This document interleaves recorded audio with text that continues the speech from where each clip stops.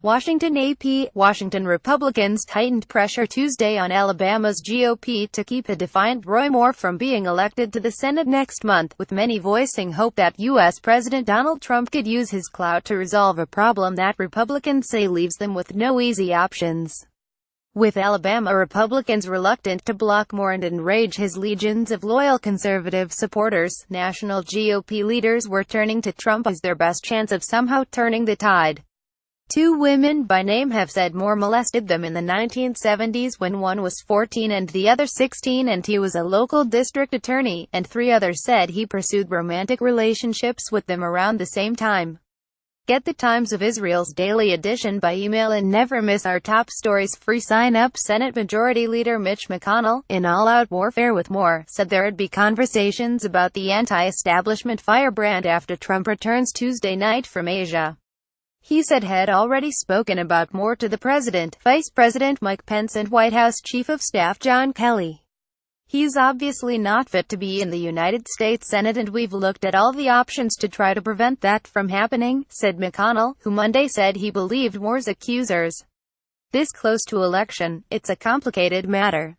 Senate Majority Leader Mitch McConnell, joined at rear by Senator John Thune, tells reporters that he has spoken to President Donald Trump and other leaders about the Alabama Senate race and the allegations of UAL misconduct against GOP candidate Roy Moore, on Capitol Hill in Washington, Tuesday, November 14, 2017.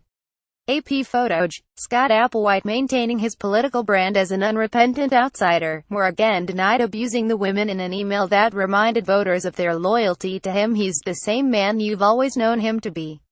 It added, on to victory at the God Save America conference later Tuesday in Jackson, Alabama. Moore said there is a spiritual battle going on in American politics. Why do you think they're giving me this trouble? He asked the Baptist church once. Why do you think I'm being harassed in the media and people are pushing for an allegation in the last 28 days of the election? Twice removed from his post as state Supreme Court Chief Justice, Moore's candidacy in the December 12 special election confronts Republicans with two damaging potential outcomes. A victory saddles GOP senators with a colleague accused of abusing and harassing teenagers, a troubling liability heading into next year's congressional elections, while an upset victory by Democrat Doug Jones would slice the already narrow GOP Senate majority to an unwieldy 5,149. Attorney General Jeff Sessions told Congress he has no reason to doubt the women. Sessions, a former Alabama senator and still one of the GOP's most influential voices in the state, didn't rule out a Justice Department probe of the allegations, telling the House Judiciary Committee, "We will evaluate every case as to whether or not it should be investigated." The National Republican Party ended a fundraising arrangement with Moore's campaign, Federal Election Commission documents showed. And House Speaker Paul Ryan, RWIs, joined the pile of congressional Republicans saying Moore should drop out, saying, if he cares about the values and people he claims to care about then he should step aside. Two Washington Republicans, speaking on condition of anonymity to describe private conversations, said they didn't know what Trump would do, but said the White House shares McConnell's concerns about Moore. While few think Trump could persuade Moore to step aside, several are hoping he can convince the Alabama State Party to take some action. Speaker of the House Paul Ryan speaks during a news conference on Capitol Hill in Washington, Tuesday, November 14, 2017, AP photo. Scott Applewhite at a forum Tuesday organized by the Wall Street Journal. McConnell said Trump is discussing what to do in the Alabama race in great detail. Despite the building pressure from national Republicans, state GOP officeholders have taken a measured response. It's already too late to remove his name from the ballot. That leaves the state party with limited options. The 21-member party steering committee could vote to revoke Moore's GOP nomination and ask election officials to ignore ballots cast for him Election Day, but that would risk a lawsuit and backlash from Moore supporters.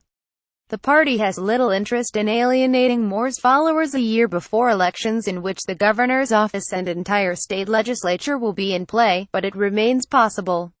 In an interview, Moore campaign chairman Bill Armistead said he'd seen no indication the state party will back off in any way. He said some in the party want it to pass a resolution embracing Moore. A spokesman for GOP Gov. Kay Ivey reiterated that she would not postpone the election to give Moore's opponents more time to organize. That would spark a legal challenge, but a possible delay remains an option, Republicans say.